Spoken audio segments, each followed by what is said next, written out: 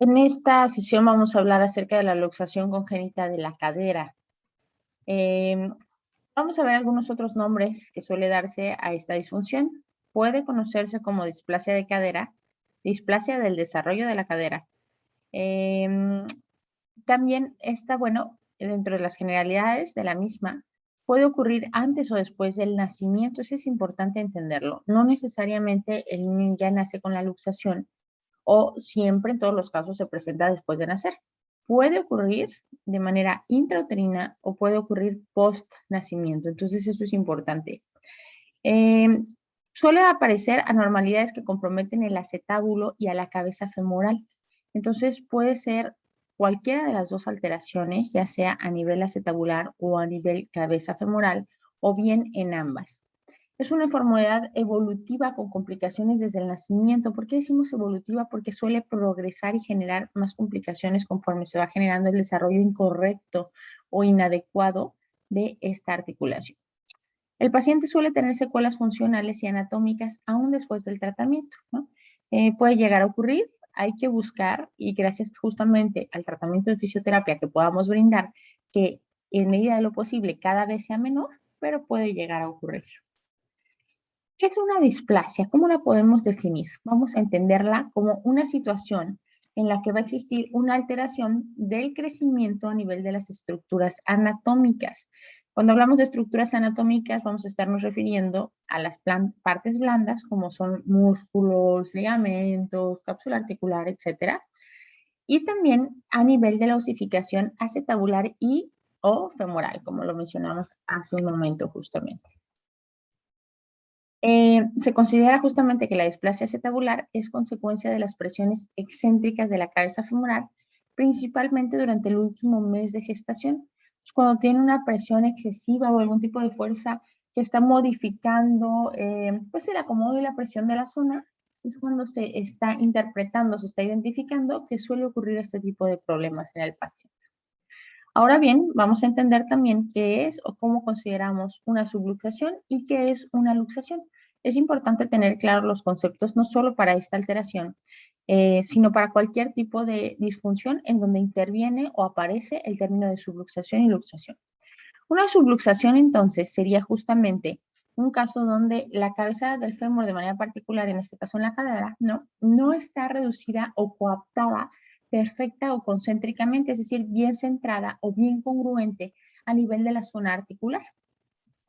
Aunque persiste un contacto entre las superficies articulares de la cabeza y el acetábulo, o sea, no se perdió el contacto absoluto de las superficies articulares, que en este caso particular es el acetábulo y la cabeza femoral.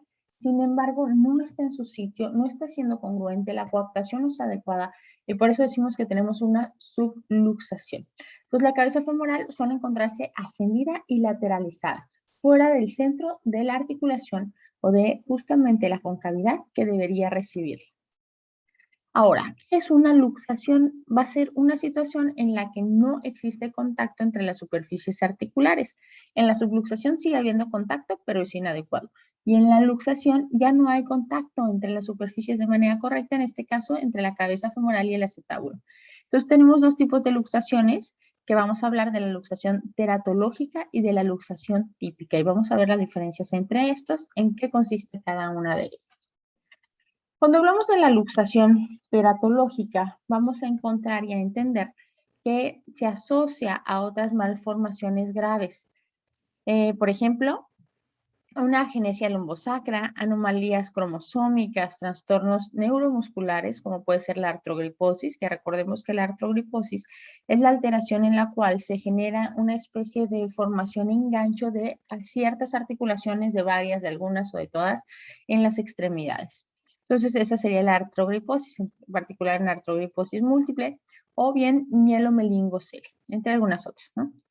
Suele tener lugar en estadios intrauterinos muy precoces, entre principalmente las semanas 12 y 18 del embarazo, y van a existir graves deformidades tanto a nivel de la cabeza femoral como en el cótilo. Aquí se alcanza a ver, se muestra un ejemplo, ¿no?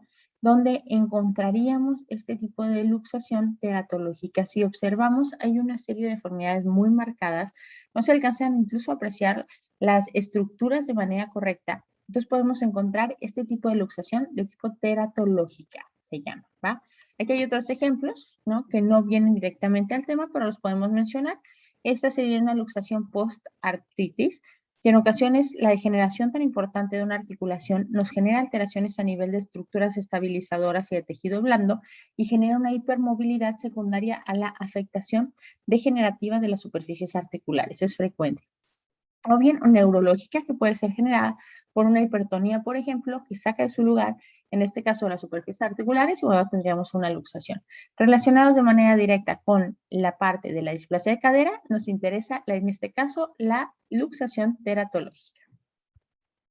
Y la luxación típica es la que aparece en los lactantes normales que no tienen algún otro tipo de disfunción asociado, pero suele producirse en las 4 últimas semanas del desarrollo, cuando la articulación ya está desarrollada por completo, y estando normalmente la cabeza femoral dentro de la cavidad acetabular, pero es fácilmente luxable, o sea que ya tenemos un desarrollo, si existe la cavidad y la convexidad que van a generar esa coaptación entre ellas. Sin embargo, es fácilmente luxable, no tiene una estabilidad adecuada y se sale muy fácil de pues su lugar, ¿no? Natural o su lugar correcto. En cuanto a la etiopatogenia, vamos a ver que suele ser se genera o se presenta de manera más frecuente en bebés que suelen tener una hiperlaxitud ligamentosa o que se ven sometidos a algún tipo de fuerza mecánica específico.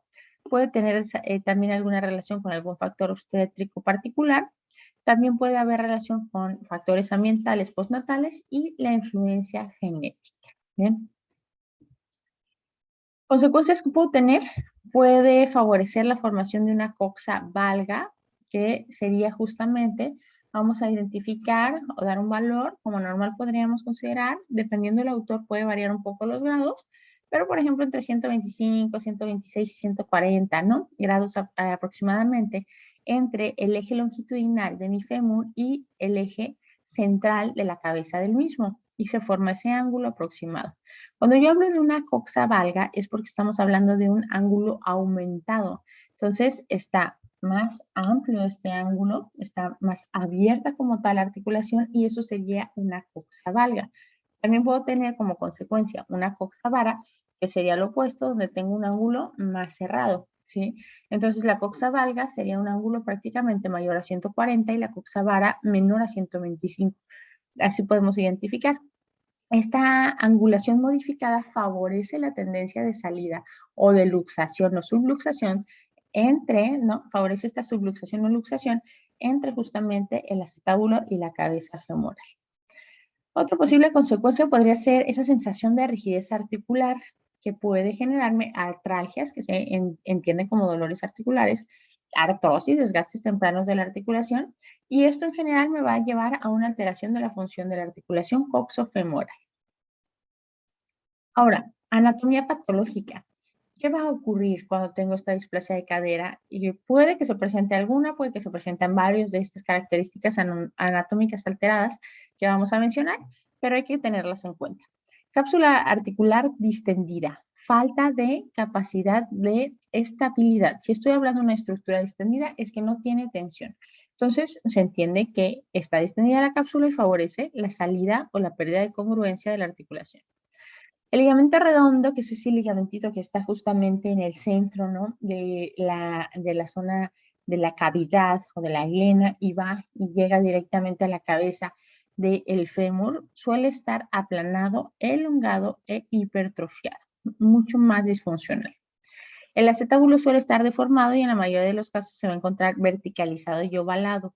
La modificación en la angulación del acetábulo es muy importante porque es parte de lo que va a generar y a permitir esa congruencia adecuada entre las estructuras. Labrum o fibrocartílago acetabular también va a estar alterado, ya que conforme se luxa la cabeza femoral hacia arriba, el rodete fibrocartilaginoso muestra una eversión y se va a colocar a modo de delantal, por llamarlo así, o sea, se va a interponer entre las superficies o las estructuras anatómicas y esto va a impedir la entrada de la cabeza en la cavidad articular, o sea, va a estorbar prácticamente el labrum, se va a intrometer entre las dos superficies y va a evitar la congruencia de las mismas. También la cabeza femoral suele perder su esfericidad, ¿ok? Y se aplana en sentido posteromedial. Junto a esto suele existir algún aumento de anteversión femoral, cuello femoral en valgo, que va a ser justamente un factor para la inestabilidad de la reducción que se puede llegar a tener, ¿no? En esto también, como lo platicamos en algún momento, en la patología o en la disfunción del eje calve-pertes, podemos tener un aplanamiento, disminución de la convexidad de la cabeza femoral.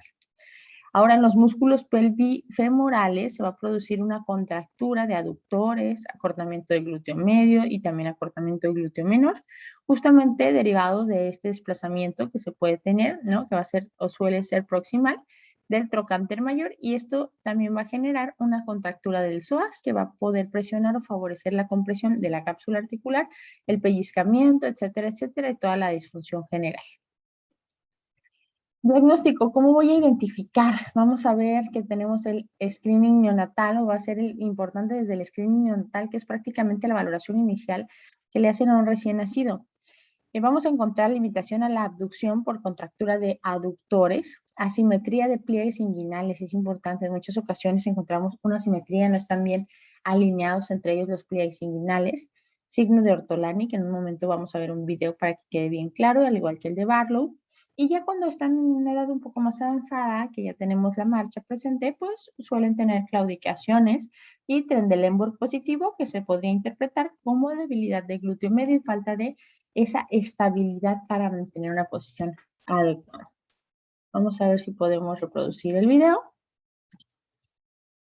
Aquí se va a apreciar justamente el signo de Ortolani en este caso, que va a ser ese brinquito que se ve en esta región. Ahí podemos ver ese clic, a la abducción se ve como brinca. Ok, vamos a verlo una vez más. Ahí se va a ver, hay que poner especial atención. En esta pernita que está realizando la abducción se va a ver ese clic como un brinco. Ahí, ese pum. Ese brinco es justamente signo positivo de Ortolani, me está hablando de una displasia de cadera, ¿ok? Y Barlow, vamos a verlo por aquí también. En este caso,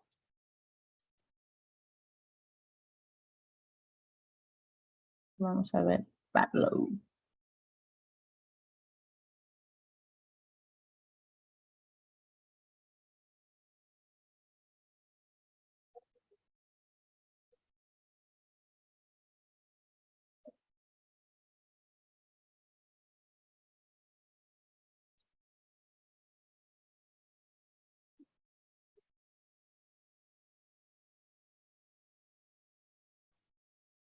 Este video lo vamos a dejar también como material de trabajo para poder ver la valoración completa, ¿no? De la cadera. Pero ahorita lo que me interesa que podamos observar va a ser justamente la prueba de Barlow, que está por aquí. Ahí lo vamos a observar. Y en esta maniobra vamos a identificar, también nos va a ayudar a ver o apreciar cuando tenemos alguna cadera inestable, ¿ok? Ahí lo vamos a reproducir. Se toma justamente al bebé, en este caso al paciente, se lleva hacia flexión y de ahí vamos a hacer un deslizamiento dorsal o posterior, donde se va a generar esa inestabilidad que se va a poder apreciar de manera muy clara, ¿no? Muy didáctica en este video. Esa salida del acetábulo de la cabeza femoral es un Barlow positivo exactamente. Ahí lo vamos a ver una vez más.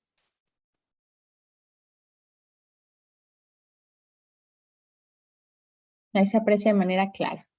Ese es Barlow positivo, ¿ok? Y esa es la manera correcta de realizarlo.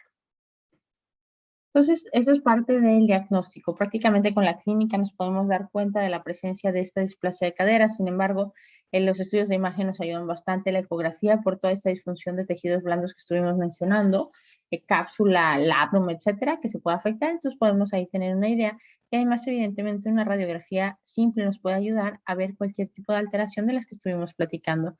Que la cabeza femoral se encuentre fuera del cótilo como tal, que tengamos alguna coxavalga, alguna coxavara, alguna deformidad importante, agenesias, etcétera. Entonces, nos va a ayudar bastante en la radiografía para identificar.